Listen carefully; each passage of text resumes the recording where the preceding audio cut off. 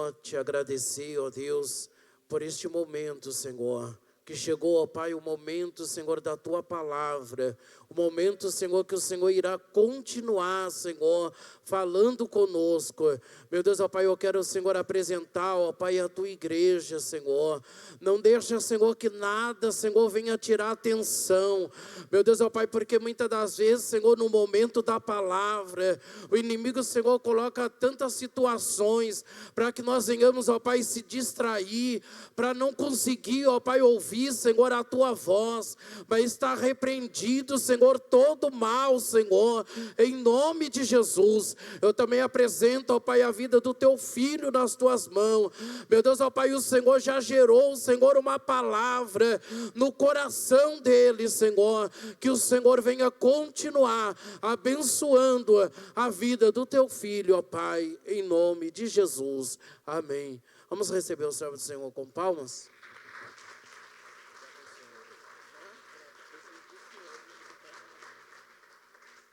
Sou da igreja de Capaz do Senhor Jesus? Quem trouxe Bíblia aí, dá glória a Deus aí. Aleluia. Por gentileza, localize comigo no tema que nos foi confiado. Eclesiastes, capítulo de número 3, versículo de número 1. Nós vamos ler dois textos. Eu peço a paciência dos irmãos, mas eu quero só ser fiel naquilo que Deus nos conduzir nessa noite. Quem está pronto para receber algo aí novo do céu? Você pode ser o segundo, que eu sou o primeiro. Oh, glória. Verso de número 1 diz assim. Eclesiastes, capítulo de número 3. Até agora, eu que não vigiei agora. Achei. Diz assim a palavra do Senhor. Tudo tem o seu tempo. Tudo tem o seu determinado. E aqui que está. E há um tempo para todo propósito debaixo do céu. Há um tempo de nascer, um tempo de morrer. Um tempo de plantar, um tempo de arrancar. O tempo de arrancar o que se plantou. Tempo de matar, tempo de curar. Tempo de derrubar e tempo de construir. Tempo de chorar e também tempo de rir. Tempo de prantear e tempo de saltar de alegria. A minha pergunta é, em que tempo você está nessa noite? Nesse mesmo espírito, por gentileza, avance um pouquinho a sua Bíblia Sagrada, localize comigo Mateus capítulo de número 2. Mateus capítulo de número 2. Nós vamos ler um texto. O texto ele é um pouquinho extenso, irmão, mas é proposital, tá? O texto é um pouquinho extenso, mas é proposital. Mateus, capítulo de número 2, verso de número 1 em diante. São 23 versículos, eu gostaria de pedir ajuda da igreja. A igreja vai me ajudar? Então, por gentileza, eu vou ler os números ímpares e os irmãos ler os números pares. Pode ser assim, um após o outro? Se a igreja entendeu, dá glória a Deus. O verso 1 está escrito: E tendo Jesus nascido em Belém da Judéia, nos dias de Herodes, eis que vieram os magos do Oriente a Jerusalém. O 2, a igreja.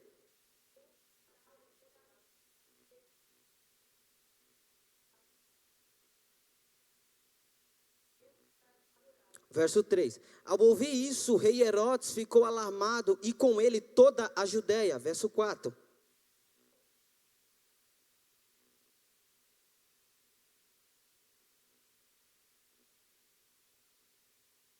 Eles responderam: em Belém de Judéia, porque assim está escrito por meio do profeta. Verso 6.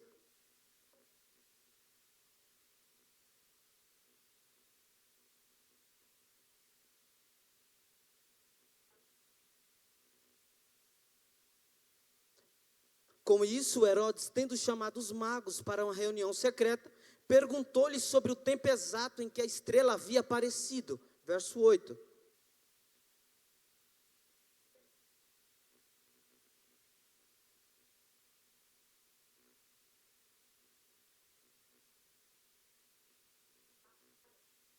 Depois de ouvirem o rei, os magos partiram, e eis que a estrela que viram no oriente iam adiante deles, até que chegaram até que chegando, parou sobre onde o menino estava. Verso 10.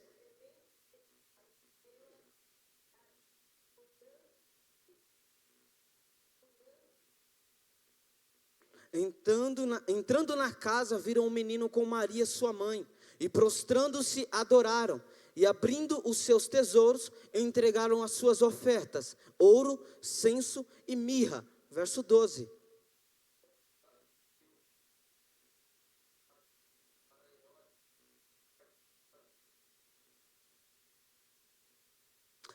Depois que os magos foram embora, um anjo do Senhor apareceu em sonho a José e disse: levante-se, tome o menino e a sua mãe e fuja para o Egito. Fique por lá até que eu avise você, porque Herodes há de procurar o menino para matá-lo. Verso 14.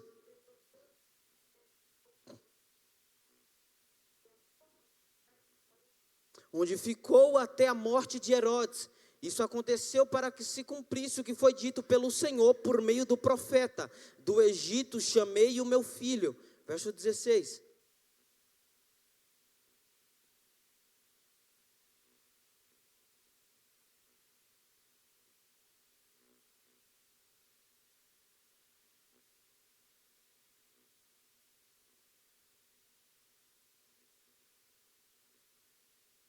Então se cumpriu o que foi dito por meio dos profetas Jeremias. Verso 18. Meu Deus.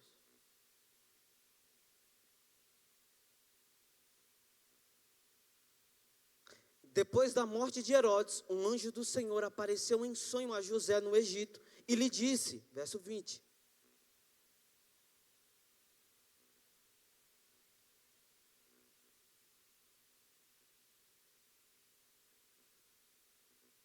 Levantando-se José, tomou o menino e a sua mãe e voltou para a terra de Israel. 22.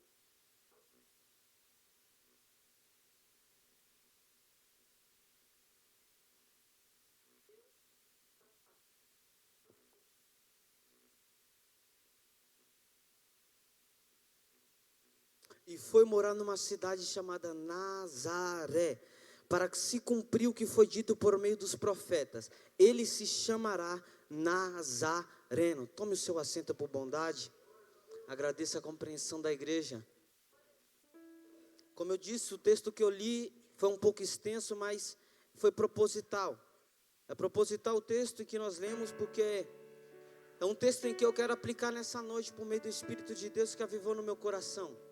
Denilson, você não vai pregar sobre o tema? Vou pregar sobre o tema, só que dentro desse texto. Há um tempo determinado para todas as coisas debaixo do céu. O capítulo 3 de Eclesiastes, ele é um capítulo fundamental e ele é um capítulo na qual ele denota o principal conceito de toda a vida. O que, Denilson? O tempo. O tempo está relacionado a tudo que existe. O tempo está relacionado a tudo em que existe, na terra, no céu e embaixo da terra. Independente se esse tempo ele ocorre na mesma circunstância, mas há um tempo determinado. Então Salomão, quando ele escreve Eclesiastes capítulo de número 3, verso 1, ele diz: tudo tem o seu tempo determinado. Perceba que a primeira expressão que ele usa, existe um tempo determinado. A palavra determinado ali, ele está dizendo, existe um tempo, existe limite. A palavra determinado é limite. Existe um prazo de limite nesse tempo que te foi dado. Existe um tempo determinado.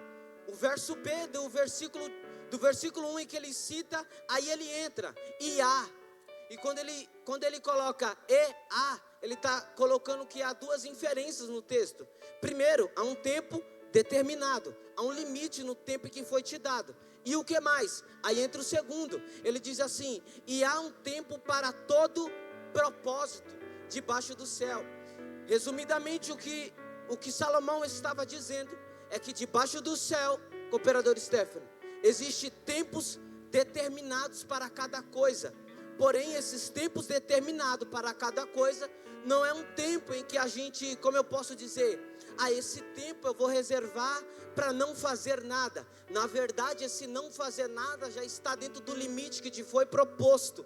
Só que a parte B, ele diz: e para todo tempo tem o seu propósito.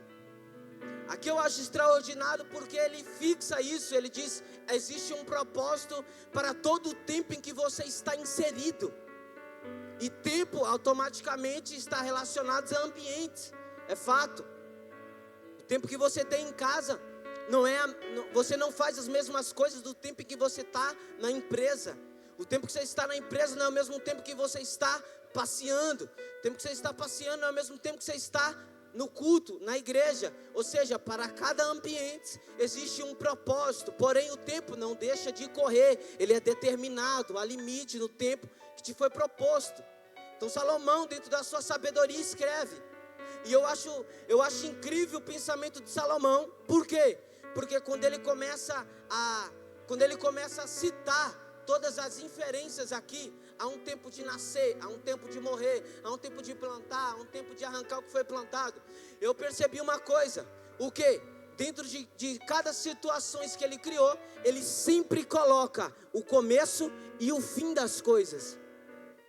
Ele não diz há um tempo de nascer, de crescer e de se desenvolver e depois de morrer. Não, ele é objetivo. Há um tempo de nascer, um tempo de morrer.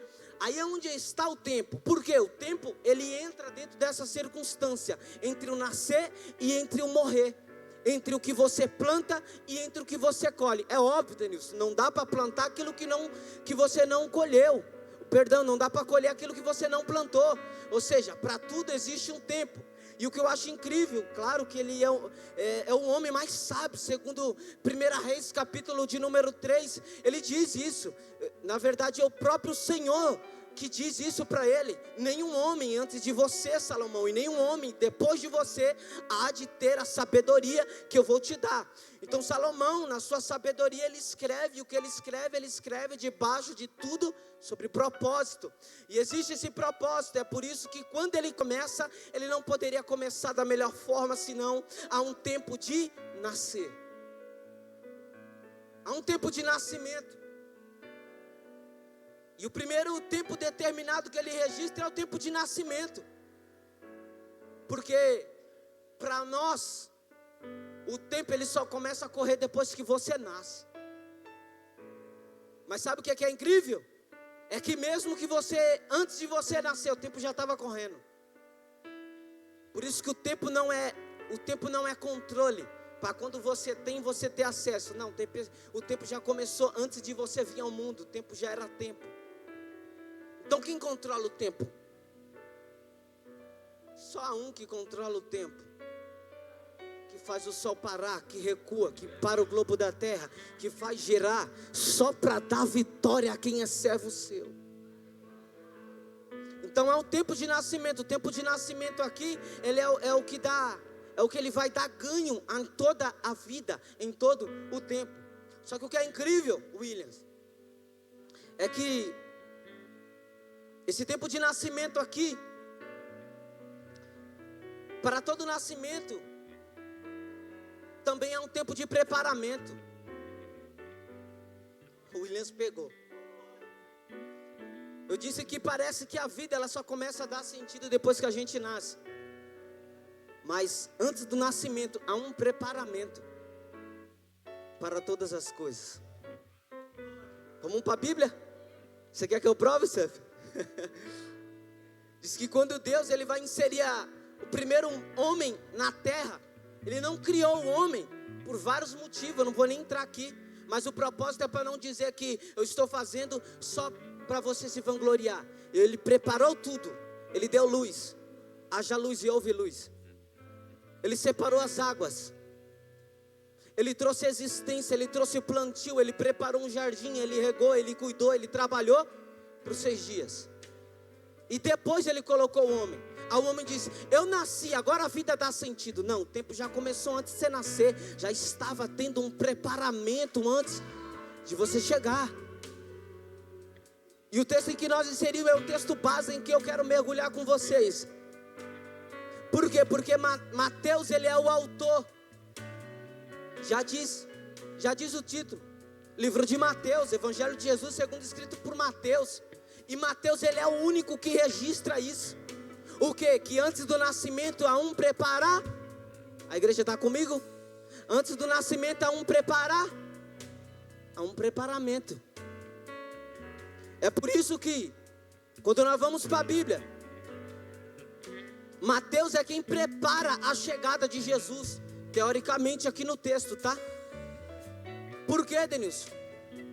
Porque observe comigo que nós lemos que o capítulo 2 de Mateus registra o nascimento de Jesus.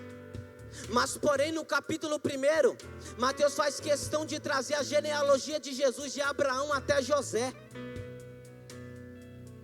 Ele prepara, ele está dizendo, quem está chegando aí não nasceu do nada, não chegou do nada, não é qualquer um. Ele faz o preparamento todinho. Ele está dizendo, a genealogia de quem está chegando aqui é desde Abraão, porém esse é maior que Abraão. O preparamento dele passa pela linhagem do rei Davi, porém ele é maior que o rei Davi. O preparamento dele passa por todos os profetas, porém ele é maior que o profeta.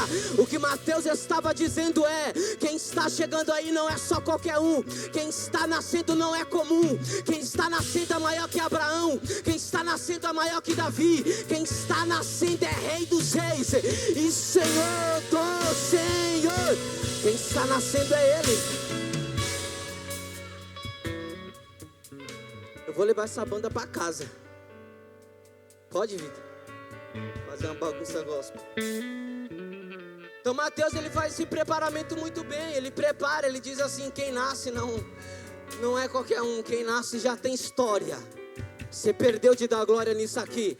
Quem nasce não nasceu para fazer, quem nasce está nascendo para cumprir a história e a promessa de Deus.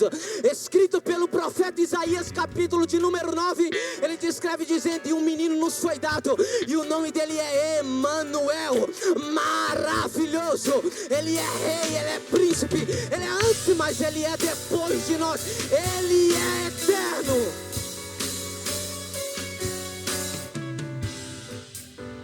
Quem nasce não nasce para fazer algo novo. Quem está nascendo para cumprir o que foi dito a teu respeito. Denilson, você tem outra base para dizer que todo nascimento é um preparamento? Tenho.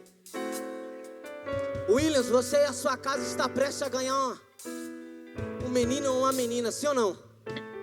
O que você faz antes da chegada dele? Ele prepara. Foi dado testemunho aqui que quando antes de estarem grávidos, já comprou a roupa. E aí depois passa pelo cuidado, vai definindo a cor, vai preparando o ambiente. Você perdeu de dar glória nisso aqui, mas eu vou aplicar isso aqui para a tua vida. Eu estou pregando para alguém que parece que entrou aqui e diz, a minha vida não faz sentido, parece que ninguém me ama, parece que eu não estou fazendo aquilo que deveria fazer. Deus disse, antes de você chegar, eu já estava preparando. Foi eu que te coloquei na família certa, foi eu que te coloquei no bairro certo. Você não está aqui em vão, você foi plantado por Deus para dar frutos.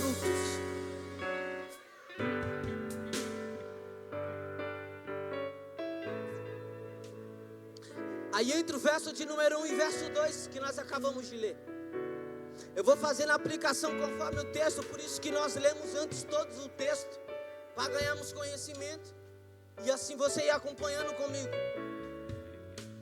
Perceba que ele começa dizendo que depois do nascimento de Jesus, que ocorreu em Belém da Judeia, nos dias do rei Herodes. Herodes era rei, Herodes era... Só que aqui está algo engraçado, porque diz o texto que vindo os magos do Oriente, seguido por uma estrela que estava no céu, que cruzava o sentido de Jerusalém, capital de Judeia, eles passaram pelo centro e automaticamente eles param para fazer uma pergunta. E a pergunta deles é: onde está? Onde está o recém-nascido rei dos judeus? Mas quem é rei é Herodes. Se Herodes que é rei, como é que vocês vêm com uma notícia de que vocês vieram adorar um recém? nascido rei dos judeus. Está errado, vocês estão equivocados dentro desse conceito. Mas Herodes sabia das escrituras. Aí ele diz, porque vimos a sua estrela. Ele não diz que eu vi uma estrela, eu vi a sua estrela. E viemos adorar. Tem mais alguém que veio adorar?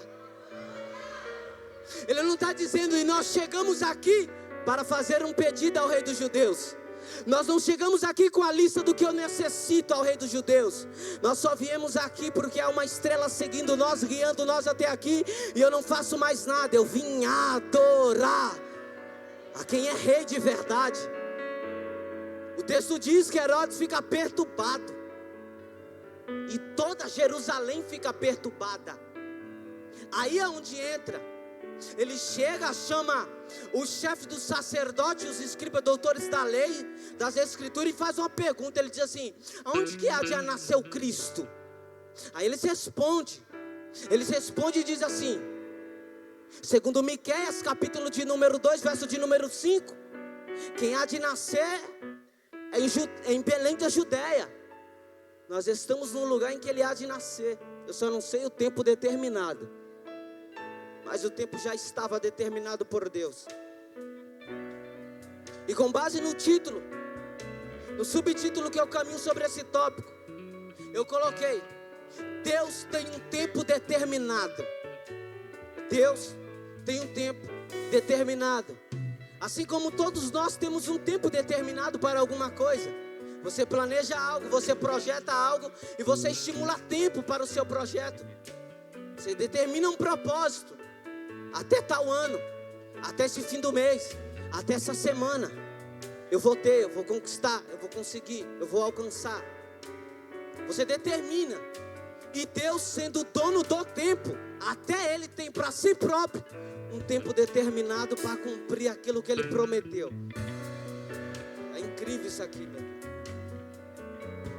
E olha que engraçado. Ele diz: como que vocês chegam em Jerusalém e vocês perguntam: viemos adorar o menino recém-nascido rei dos judeus? Como que vocês obteram essa informação? Como que vocês chegaram aqui? É simples, eu vim debaixo de uma estrela. Na lógica humana, estrela é posta no céu. É posta no céu.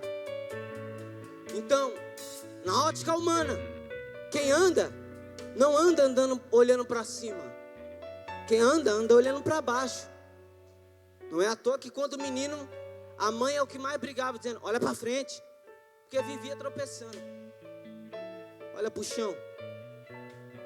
Mas o sentido que ele está dizendo é: não é que eu vivo, não é uma base literal, que eu ando assim olhando para o céu. O que ele está dizendo é um sentido figurativo. Nós só chegamos aqui porque foi nos revelado uma estrela.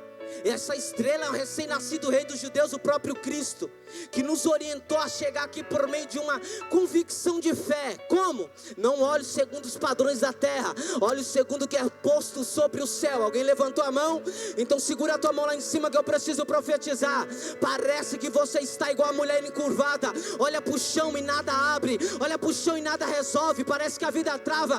É Deus dizendo: vai ter momentos determinados que parece que eu vou te fazer cair de costa, só para você voltar a olhar para cima, porque ainda é o céu que guia a tua casa, ainda é o céu que te dá direcionamento, ainda é o céu que guia os teus planos, ainda é o céu que tem recurso. E se a terra voltar, o céu é rico em dar conhecimento para fazer você chegar. Eu vivo segundo o padrão que está em cima, por isso que mais ninguém viu, só os magos viram. Quem anda segundo o padrão do céu tem céus abertos e tem estrela de Deus guiando, direcionando, operando, movendo.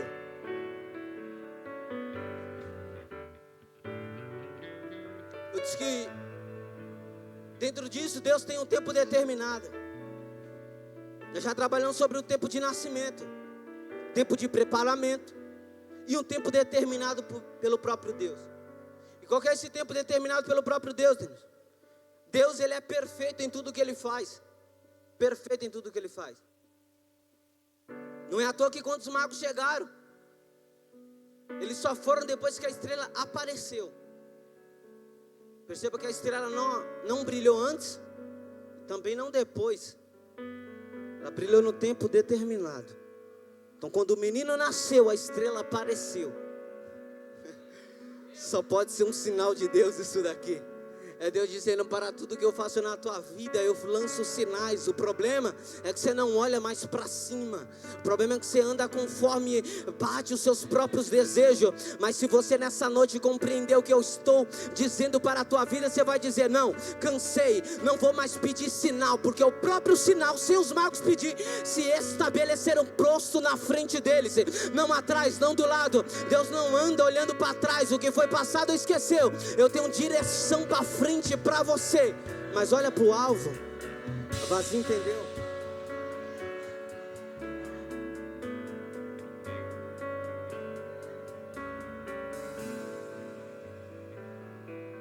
Aí ele chama, olha que engraçado isso aqui.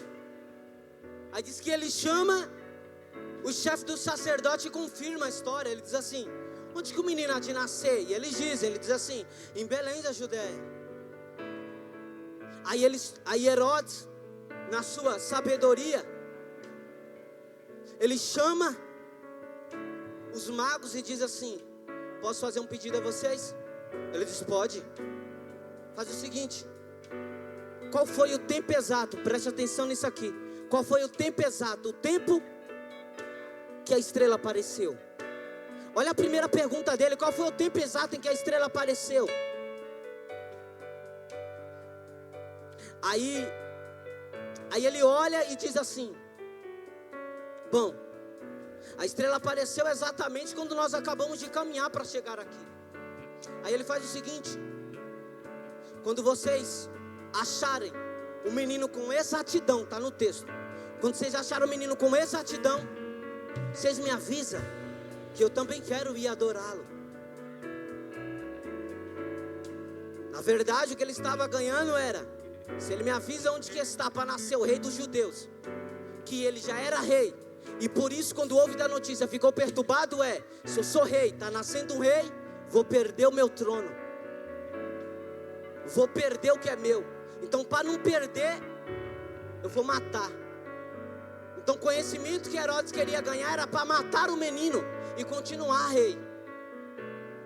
Mas como eu disse, que quando Deus está no controle determinado de alguma coisa, não tem Herodes, não tem capeta, não tem macumba, não tem feitiçaria que possa pegar. Se Ele determinou que você vai chegar, que você vai vencer, que a tua casa vai ficar de pé, não tem tempestade, não tem vento forte, não tem macumba, não tem nada contrário que possa te parar. Se Ele determinou, você vai vencer. Se Ele determinou, você vai chegar. Se Ele determinou, você vai conquistar. Se Ele determinou, está determinado. Jó capítulo 42 diz: pois eu sei que os teus planos não podem ser frustrados.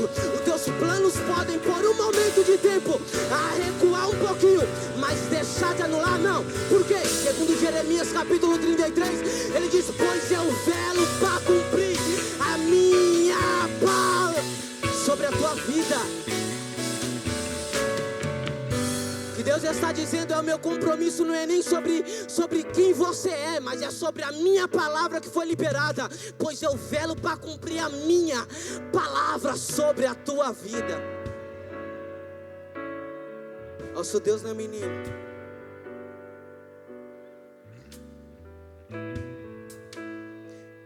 E aí ele diz: então quando achar os meninos, nós viemos e avisamos a Herodes.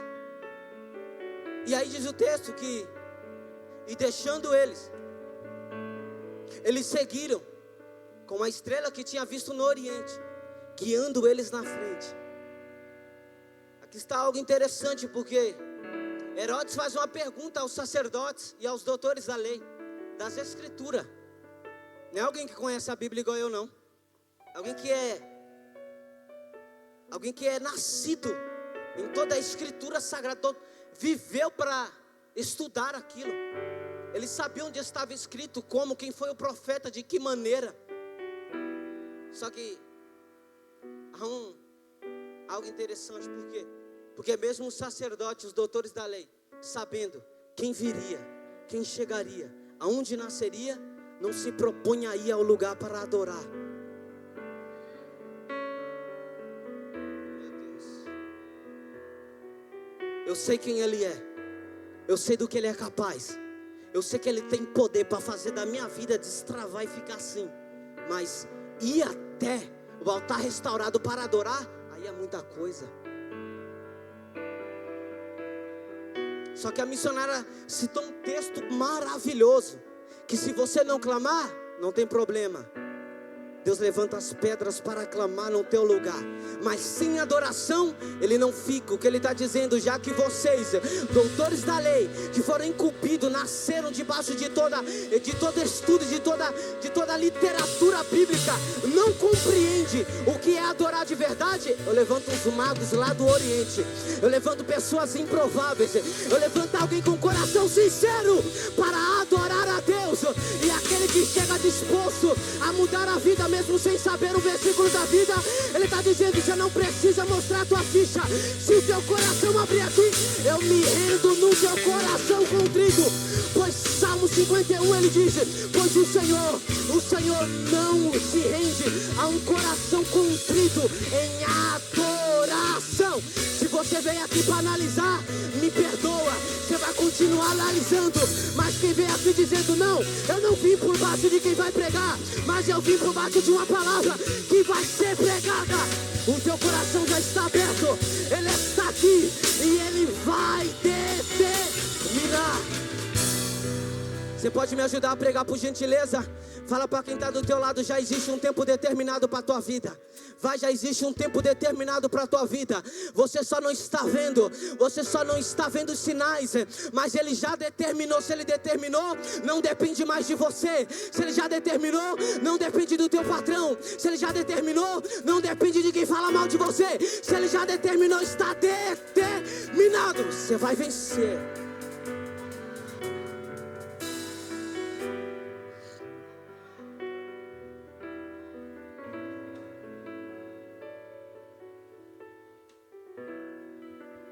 Aí eles citam, eles conhecem tanto que a prova está aqui. Ele não só diz, é verdade, eles vão nascer. Eles dão a base bíblica de onde vai nascer e quem citou.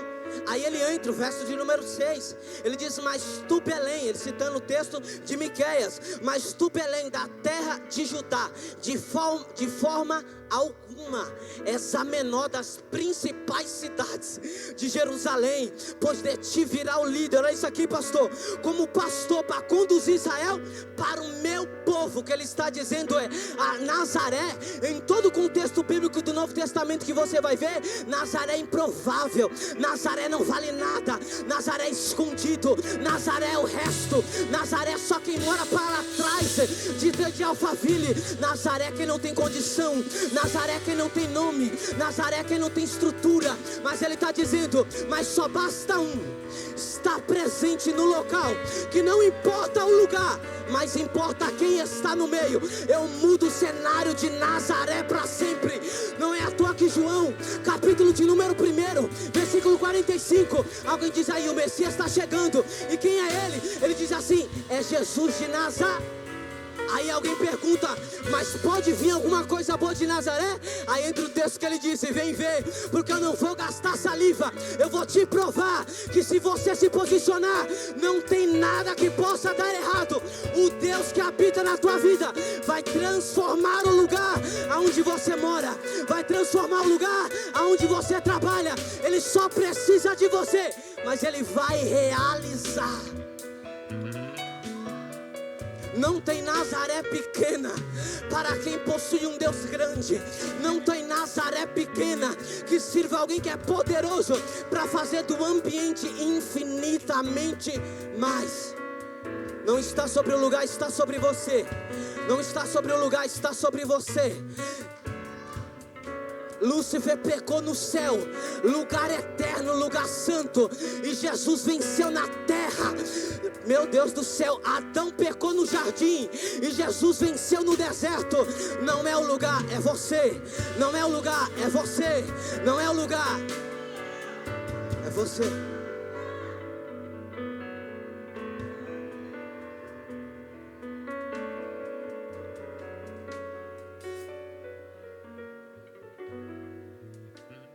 Aí diz o texto. E eu entro no... Acho que estou no quarto já. O tempo da espera. O tempo da espera. Quando os magos chegam, aonde a estrela para, que era onde o menino estava, diz o texto que eles entram no estábulo. E aí eles adoram, de fato.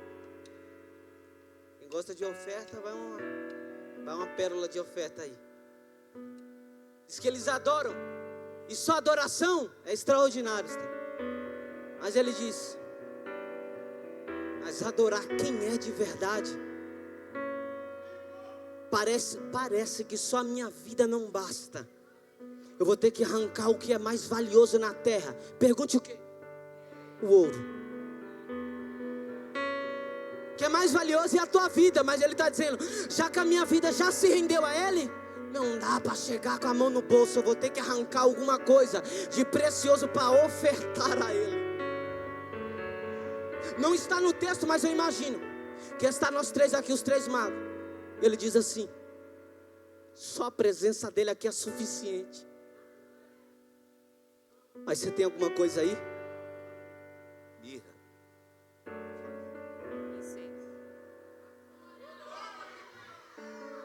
Mas eu tenho ouro. O que é ofertar mirra e incenso perto de quem oferta ouro? É ofertar aquilo que tem. Opa, é ofertar aquilo que tem. É ofertar aquilo que queima aqui. Não é sobre o valor, é sobre o propósito. Quem? Ele chega, não dá, eu vou ter que fazer alguma coisa. Eu vou ter que reagir aqui de alguma forma. Não dá só para levantar a mão. Eu tenho que ficar de pé para adorar a ele. Não dá para ficar de pé. Parece que as pernas dão um negócio. Eu tenho que marchar na presença dele. Não dá para ficar de qualquer forma. No céu tem movimento. E quem adora não fica parado, fica em movimento. Prova, Denilson, eu te provo. Diz que Isaías capítulo de número 6, há um trono e sobre esse trono há alguém gritando santo, santo, santo. E diz que os serafins voavam. Voar que é se movimentar em volta do trono. Não dá para ficar parado. Aonde ele está, santo, santo, santo. Vamos para a Bíblia. Diz que Mateus agora no seu nascimento, capítulo de número 1, diz que agora Isabel visita Maria. E quando visita, até o bebê, meu Deus do céu, que não se aguenta, tem que se mexer. Eu tenho que movimentar no ventre, porque a presença dele é real aqui. Não tenho nada. Você tem pelo menos um glória a Deus para ofertar? Tem pelo menos uma aleluia para ofertar? Você tem pelo menos uma palavra de gratidão para ofertar? Se você tem alguma coisa para ofertar, Deus, ele não pode te deixar embora de mão vazia, porque ele não deve nada para ninguém. Então, já que você veio prestar culto, eu tenho resposta de oração para você. Já que você veio me adorar aqui, eu tenho porta aberta para você. Já que você veio me adorar no vale quebrado, eu sou oleiro, eu vou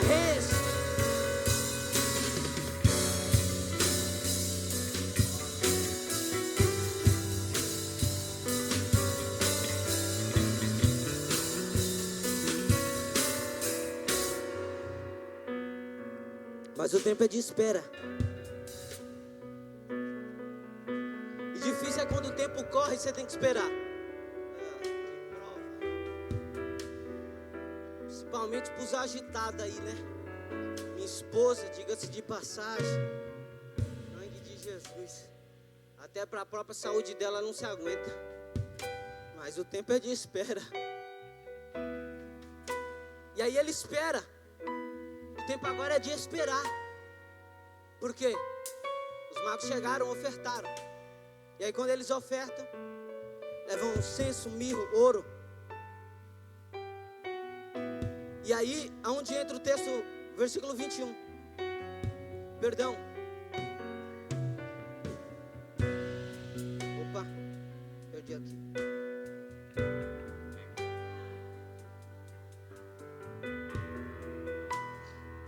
Entre o versículo 13, que é um versículo chave. O versículo 13 fala a respeito de um algo extraordinário aqui, que é o tempo de fugir. Denilson, não está em Eclesiastes, eu sei, só estou parafraseando. Tempo de permanecer. Que tempo é esse? Versículo de número 13.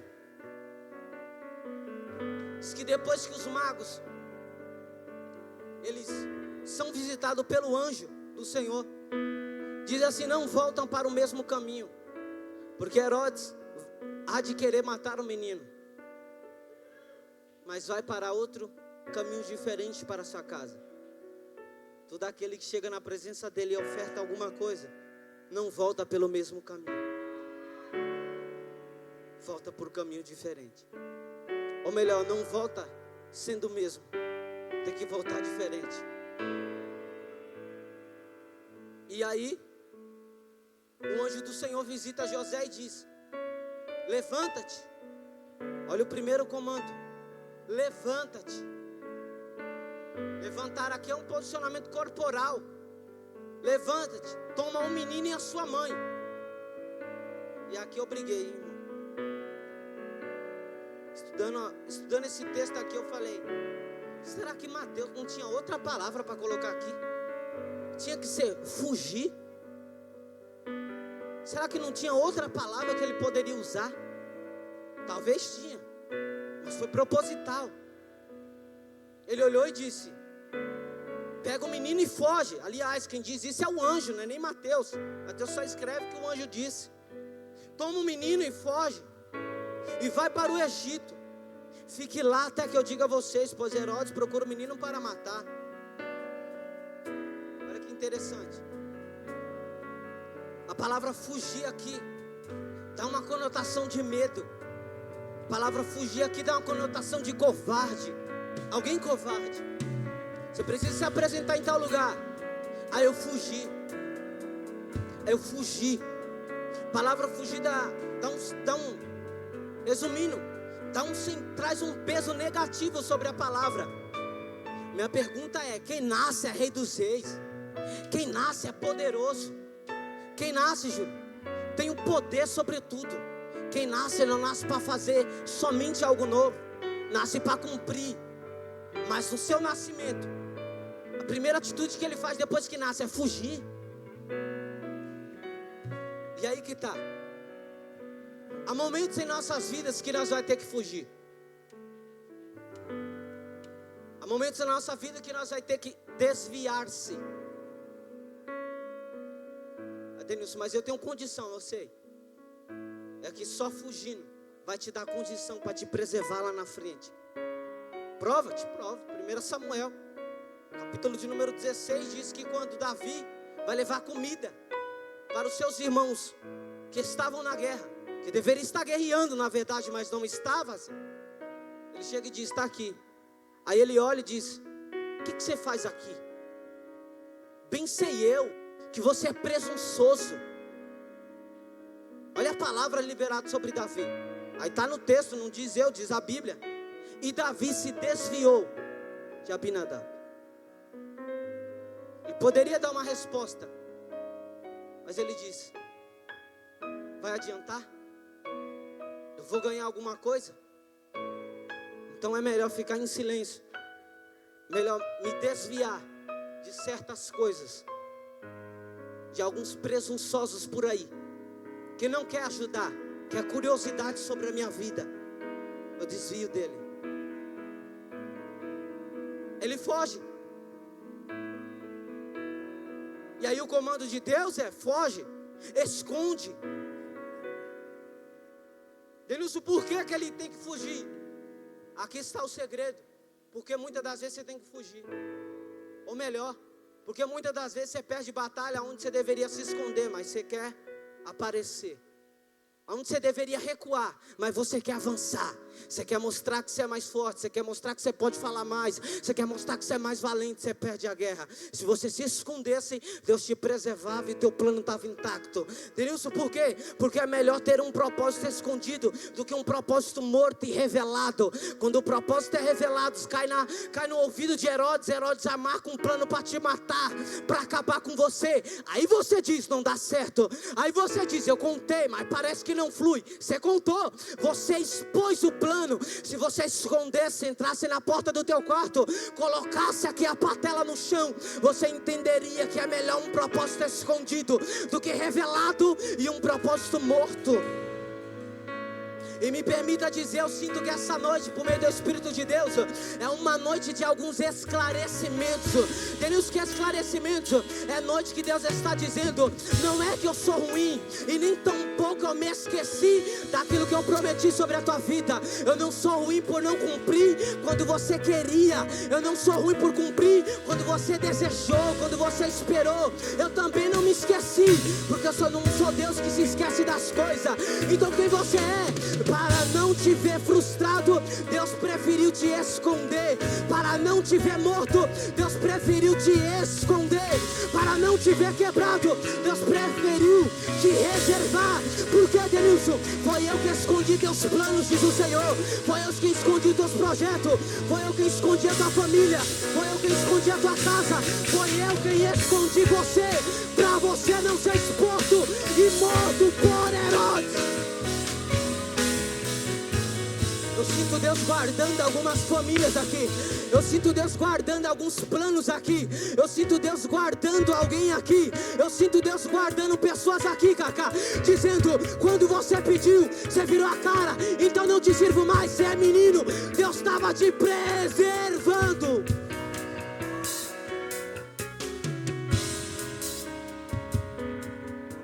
Mas fica tranquilo que o tempo determinado dele já foi liberado. O tempo determinado dele já rasgou do céu, já está determinado. Não pode ser hoje, mas está determinado. Se está determinado em algum tempo determinado, vai acontecer. Vai acontecer. E aí, quando Herodes sabe que o menino não está mais no lugar que deveria estar, dito por magos, aí ele cai em si. Ele diz, na verdade os magos me enganaram. E aí a fúria dele sobe, a ponto dele tomar uma decisão. Qual a decisão?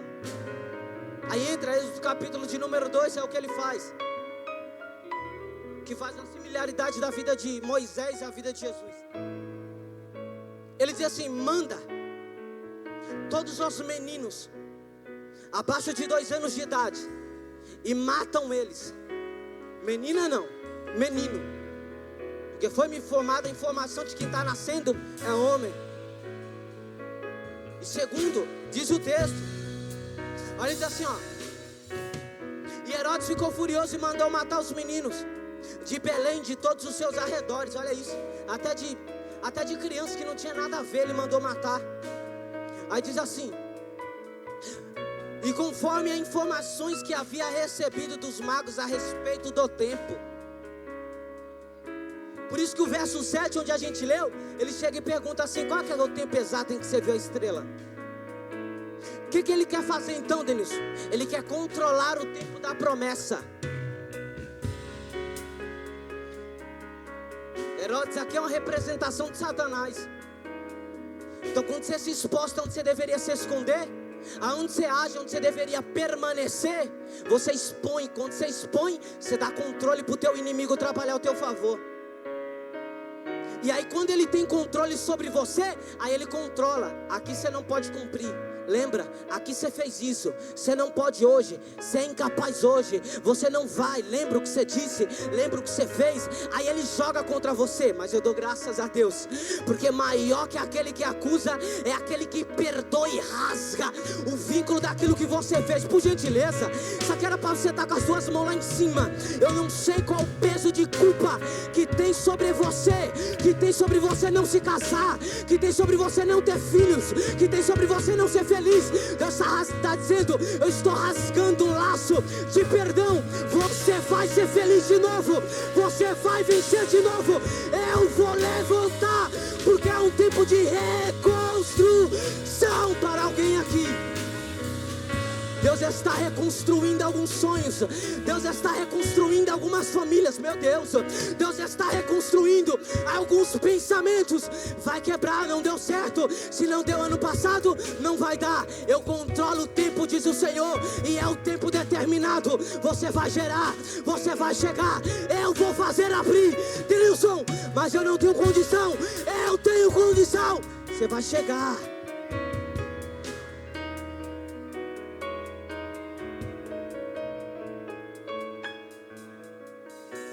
Ele quer controlar o tempo da promessa.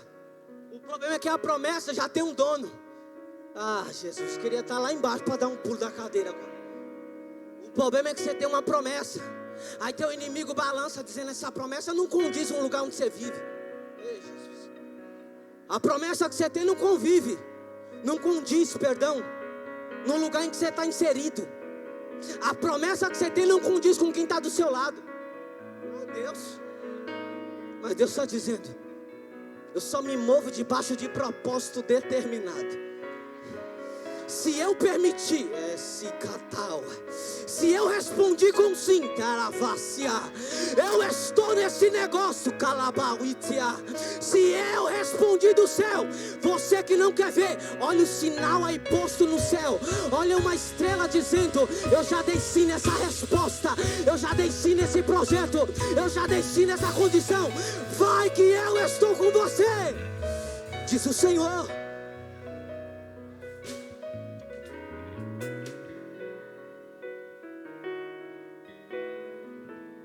Você tem glória a Deus aí? Ou você se cansou? Você me aguenta por mais 5 minutos?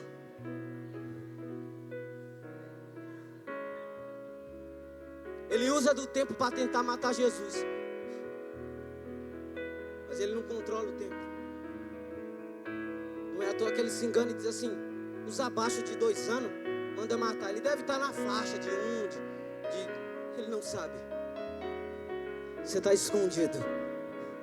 Você está escondido. Você está escondido. Como que eu me escondo, Denilson? Aí que tá. Há uma condição aqui, ó, para você ser preservado por Deus. E uma condição para Deus te cobrir por completo. Como? Resistir o diabo. E se sujeitar a Deus. E como que eu me sujeito? Cumprindo a sua palavra. Denilson, que palavra? Salmo 91. Pois aquele que habita no esconderijo do Altíssimo, a sombra do Onipotente descansará. Eu direi do Senhor: Ele é meu Deus, o meu refúgio, a minha fortaleza, e nele eu confiarei.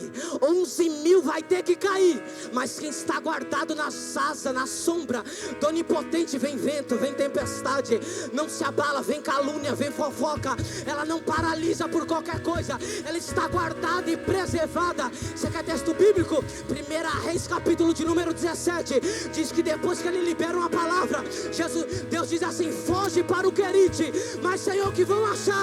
Depois de eu já ter liberado uma promessa, eu sou fujão, eu sou medroso? Não, eu só estou te preservando para um propósito maior. Levanta a mão. Deus está dizendo: esse propósito que eu estou te preservando é para você triunfar lá na frente. Mas espera Herodes morrer, espera no lugar determinado. A tua casa está selada, está guardada.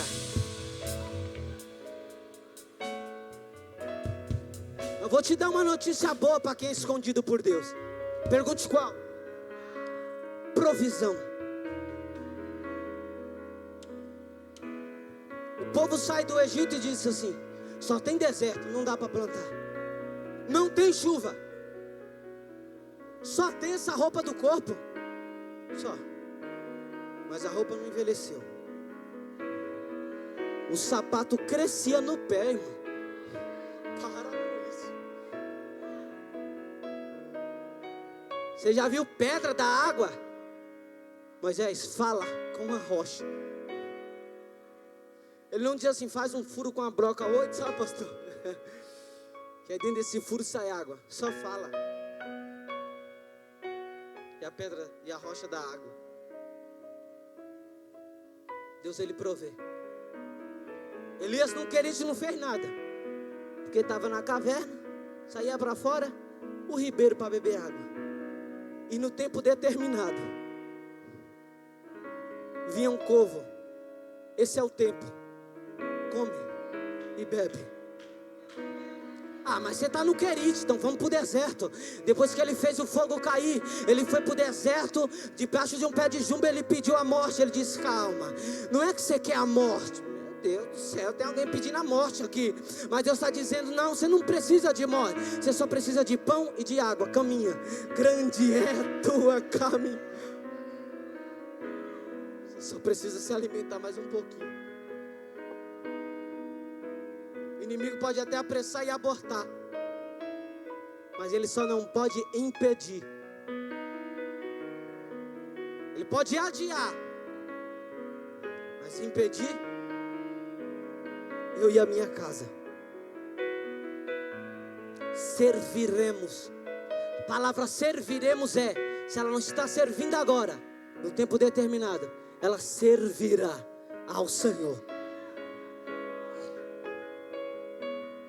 Vou dar um tópico aqui para nós. Gasta um tópico aqui para nós caminhar um pouquinho. Então perceba. Olha a expressão que ele usa. Versículo 19 e 20 diz que eles ficam no Egito. E aí depois de eles ficarem no Egito, eles ficam lá. Porque o anjo disse, até que. Ficam no Egito, até que eu fale.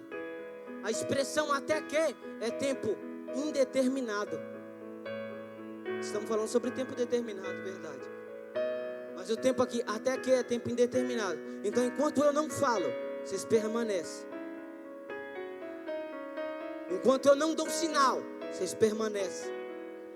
Enquanto eu não movo nada, vocês esperam. Deus diz assim, pode ir agora, Moisés, que esse povo que o anjo vai. O senhor não vai não? Não. Eu não me movo enquanto o Senhor não se mover comigo. Eu não me movo enquanto o Senhor não direcionar uma palavra de movimento ao meu respeito. Fico aqui. Atos capítulo 1 diz, ficar em Jerusalém até que do alto seja revestido de poder. Tempo determinado, vai vir um poder sobrenatural de revestimento sobre esse lugar. Mas enquanto não chega, nós ficamos até que do alto sejais revestido de poder.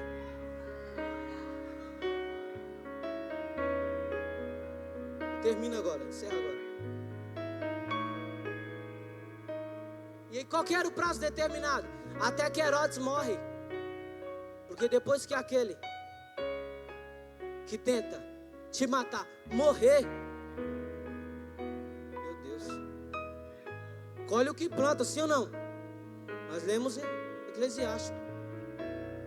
Tempo de plantar e tempo de colher o que se ele plantou morte, vai ter que colher a morte. O que você está colhendo no reino de Deus? O que você está colhendo no reino de Deus? Aí o anjo visita de novo na mesma condição. E agora diz para José: e foi habitar Deus numa cidade chamada Nazaré, para que se cumprisse o que foi dito pelos profetas. Ele será chamado Nazareno. É o último versículo que encerra. Ele será chamado Nazareno. Mas como eu disse, de Nazaré, o que você pode vir de Nazaré? Jesus é rei dos reis. Ele deveria crescer num lugar onde os reis ficam e habitam. Onde? Jerusalém. É catedral do trono. Quem é rei governa por Jerusalém. Pode ver toda a linhagem bíblica. Davi reinou, Jerusalém. Salomão, Jerusalém. Roboão, Jerusalém. Herodes está em Jerusalém. Por isso os magos acharam que se há de nascer um menino recém-nascido, rei dos judeus, só pode ser aonde? Aonde fica o trono.